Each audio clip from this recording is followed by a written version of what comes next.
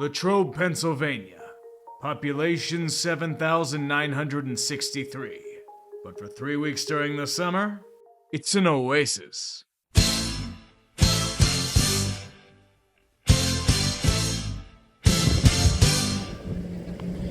Damn it, I gotta hide my eighth of vodka. Since 1964, in a holy place of learning called St. Vincent College, Yinzers from coast to coast flock to see Steelers training camp. The unwashed plebs ogle at the new rookie class, positional battles, and perhaps secure an autograph and picture or two. But I had a slightly different mission. $37.95. $4.99. Oh, what's this Russ? about a shirt, Russell Wilson? Oh, come on, Russell. I had Tree, you're gonna sweat in a Kyle. shirt and mail it to Russell Wilson, the actual Russell Wilson. No, not the actual Russell Wilson. You know what would be funnier is if you showed up to training camp. Oh my God, Or- can you try to get, can you have video of trying to get Russell Wilson's autograph at training camp? Yes. That'd be a good punishment. Yes, in a sweaty shirt. Well, yeah. Well, it's gonna be summertime. You're gonna be sweaty anyways. It's true. To get him to sign your sweaty shirt. Long story short, I was handed one of the harshest punishments in clickbait history. I had to leave the house. But I'm a man of my word, so Russell Wilson, you will become Mr. Unlimited Signature. Along with me helping film this trial was Nic Kovach. But although this meant doubling our chances to get the holiest handwriting, it also created an ethical quandary.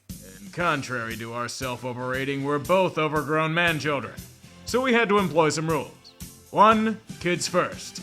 Unlike a certain Packers fan, we are not kicking children. If I could wake up every morning and roundhouse kick a middle schooler in the face, my day would be better. Truly. I did not bring my 90 shoulder pads, and I am not Zach Hampel. This sort of thing can be a life-changing event for them. I would have killed to meet some of the players of my childhood, let alone come home with an autograph to treasure. Unless it was Neil O'Donnell. Number 2, be a fan. We're doing this from a fan perspective. No media passes, no creator credentials, no meet and greets. To be fair, this is probably because the Steelers would have had us booted the fuck out in 5 seconds because... you know... 3, don't die. Survived both the elements and Yinzer extermination squads. Somehow. Get a little breeze, please. Breeze, please. I arrived at Latrobe for training camp, met up with Nick, and we began our adventure. Neither of us had made the holy trek to training camp before, so we had very little of what to expect. We received a crisp 90-degree day baking in the Latrobe sun. And I wore a fucking black jersey. Steelers country, let's ride. Let's melt, let's smelt, let's forge. I like let's ride better. It fits Russell's style.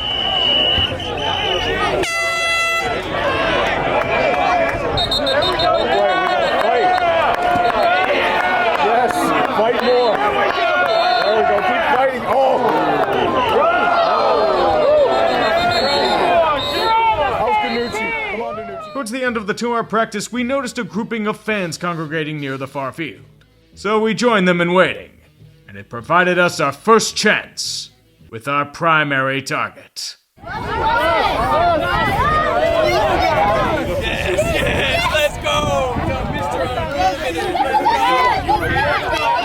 We noticed he only signed stuff for kids, which is completely understandable.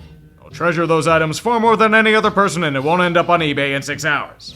So although we missed our first chance at Rush, we knew the circumstances of which we were competing and considered adding an addendum to our rules. So I need to pay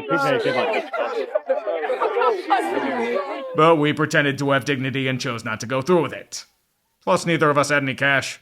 On our way back to the gate at the end of practice, we noticed a small group at the media tent. Arthur Smith, mustache regrown. Nick made a mad dash.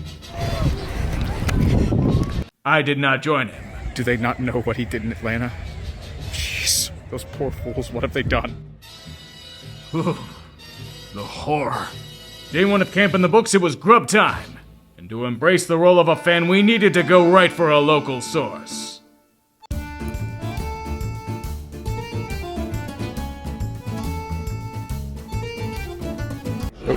Ooh, taking pictures. Looking good. It's for a minute. Day 1 wasn't a complete failure, though. Pro Shop at camp had gone through their storage and had a wide collection of team-authenticated merchandise for sale. And I mean, they have a bunch of Juju Smith-Schuster jerseys, which is pretty much one for every catch he had without Antonio Brown. Which led me to a sacred Pittsburgh talisman. And that means I get to try my hand at becoming an influencer with 45 subs. Hi folks, welcome to Influencer Life Volume 2. I have some fun things for you. First of all, I have this terrible towel, shortbread cookie. I was hungry and I got it, so I have that, but let me show you the real Hulk Cokes. The Kenny Pickett mittens. Non-certified used gloves, baby. He probably used this in warm-ups like once and then never used them again. Look at them. They're like... I have a picture of history. History, man. Dude, I gotta try these on. It's like the neoprene on there, man.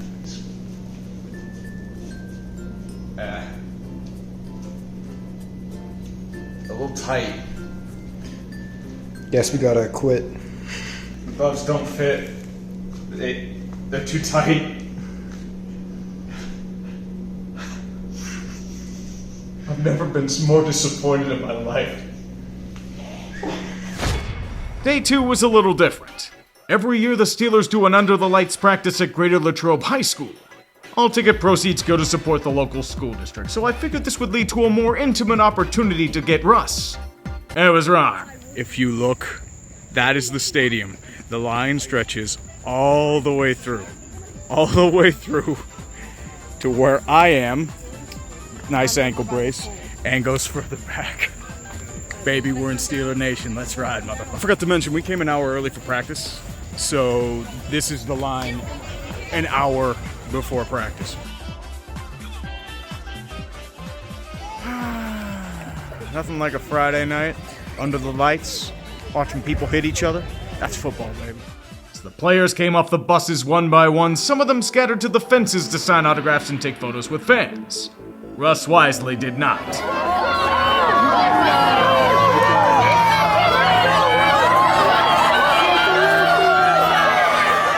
But either way, this provided a backup plan. Alongside the shirt, I brought a ball to collect another autograph or two if I could to auction off for charity. And Nate Herbig took pity on my midlife crisis and signed the ball. That's going for charity, baby. Donna Washington, however, did not. You are so fucking lucky, Tom. Weather for the next day wasn't looking very promising, so we had to make the most of this time. We then split up, seeing if we could cover more ground. I lost Steve, and I'm not gonna find him. Because everyone looks the same. I saw Glorilla and tried to photobomb selfies. I'm gonna photobomb a selfie. I thought she was Ciara. Nick got dabbed up by Donna Washington as he went to take a piss. He should never wash again. After the evening's festivities, the players returned to their buses. BJ! I think we chose the wrong side. This would be my last chance to secure Russ's autograph for the punishment.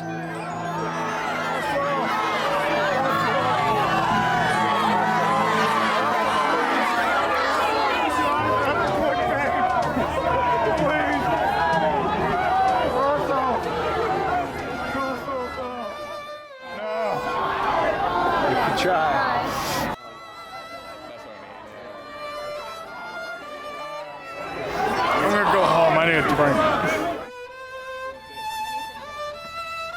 As insult to injury, they shut the fucking lights off. You seriously turn off the lights? Come on. You were the envy of the place as Nick whipped out his camera light to guide the way. Hey, we finally have a light. You're the most reliable thing we have. I knew the light would come in handy. You think it would show off the light? Until... a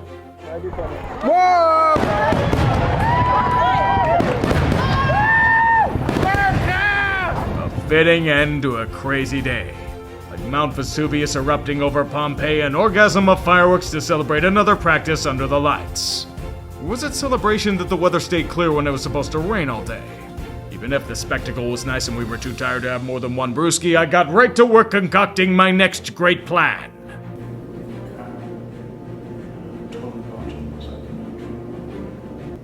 Dude, why are you recording? I didn't have high hopes for the day. We knew what to expect, starting with a 70% chance of thunderstorms, so we decided to play it by ear. It was supposed to be rain all day. They said it was supposed to rain last night. Doesn't look rainy to me. It was somehow clear, so we get through the gates and notice there's a lot more people here. Much busier day this time around. It's a weekend, baby. Even then, we did get some clips of the action. But our fears rang true. Lightning in the area. Every Inzer present was ordered back to their cars. Many still didn't oblige. Players still practice because no one gives a shit about player safety. It was a sign from the cosmos. The trip was mercifully over. But fear not, because maybe, just maybe, the real signature moment was the one we forged along the way. Which forging are we talking about? Well, that's for you to decide. In all seriousness, this trip had me yearning to be a kid again. The innocence of looking up to larger-than-life idols and heroes. Not hardened and cynical enough to lose the optimism of a new season and not call for everyone and their mother to be fired. It took me back to days of yore.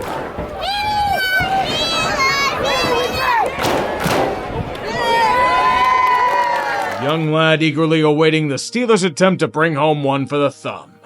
That's what this meant to me. It brought me back to days when I was a fat, lazy kid in high school, flailing around through 3-a-days and getting pancaked repeatedly due to piss poor form. Some things never change. And training camp is one of them. I'm glad Nick dragged my ass down. I'd love to go again, but not to get Russell Wilson's autograph. If he struggles this season, I'm totally gonna use this against him. I'm a petty bitch like that.